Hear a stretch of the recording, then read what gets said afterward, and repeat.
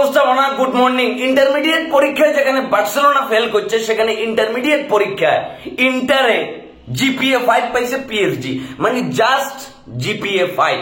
মানে এটা কি ফাইনাল ছিল নাকি এটা পিএসজির মাঠে পিএসজি কারোর সাথে কোনো ছোট্ট একটা টিমের সাথে কি ফ্রেন্ডলি ম্যাচ খেলি তাদেরকে বিধ্বস্ত করে দিচ্ছে? মানে একটা ফাইনালে, ইউসিএল এর ফাইনালে 5-0 গোলে এভাবে ইন্টার মিলানকে জাস্ট বিধ্বস্ত করে দিল।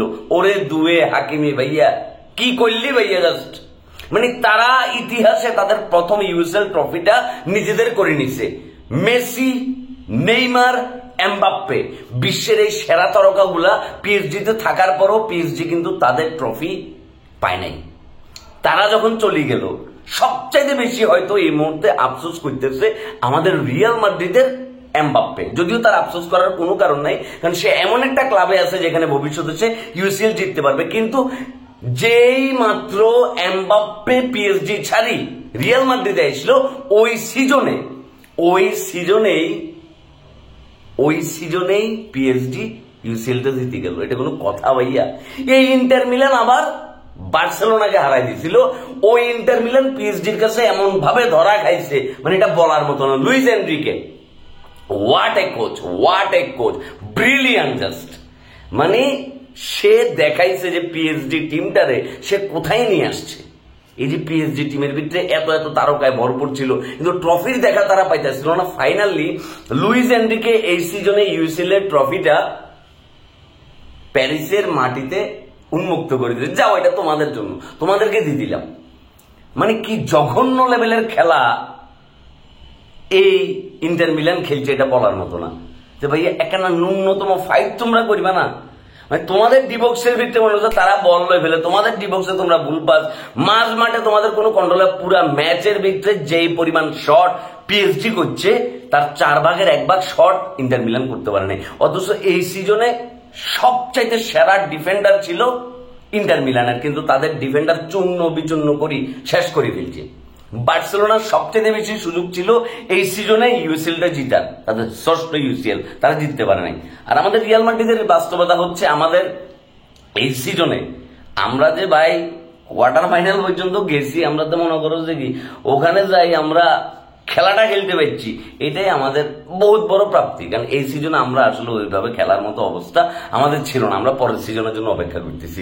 কিন্তু এই ইন্টার মিলান তো একটা চমৎকার ফাইনাল আমাদের উপহার দিতে পারতো, কিন্তু যে ফাইনালটা উপহার দিচ্ছে সেটা হচ্ছে লজ্জা। ভালো কিছু করতে পারে না। লাউতারো মার্টিনেজের নেতৃত্বে ইন্টার মিলান পিএসজি পরীক্ষাতে পাস করতে পারে না, যেখানে পিএসজি কঠিন লেভেলের হার্ড কোশ্চেন করছে, এবং ফাইনালি এমন খেলা তারা দেখাইছে, মানে জাস্ট ছেলে খেলা হইলো ভাইয়া। এটা ফাইনাল না, এটা একটা ছেলে খেলা ছিল। আজকে অনেকেরই মন খারাপ।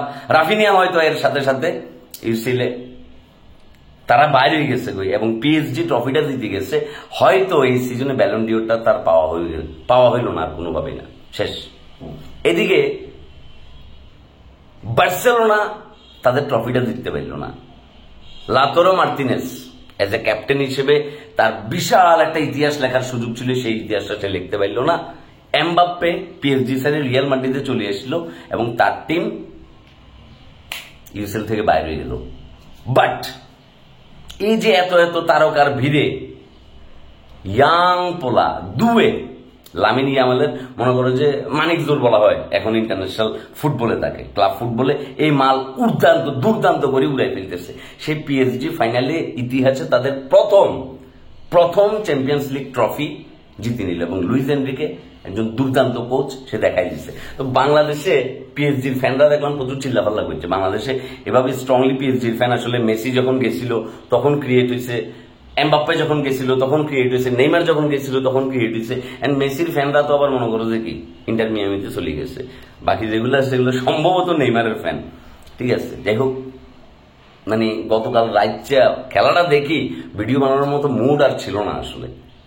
মানে পিএসজি জাস্ট উড়াই ফেলছিল, এরকম শেষ সমস্ত দোষ আসলে এই যে হলুদ জার্সিটা পরলে একটা বিপদ ভাইয়া, মানে বুঝলাম না। ঠিক আছে, কি যে বললাম আসলে, অনেকে অনেকভাবে চিন্তা করতেছে এই ইউসিএল ফাইনালের পরে। দেখো তুমি কি চিন্তা করতেছো কমেন্টে জানাও।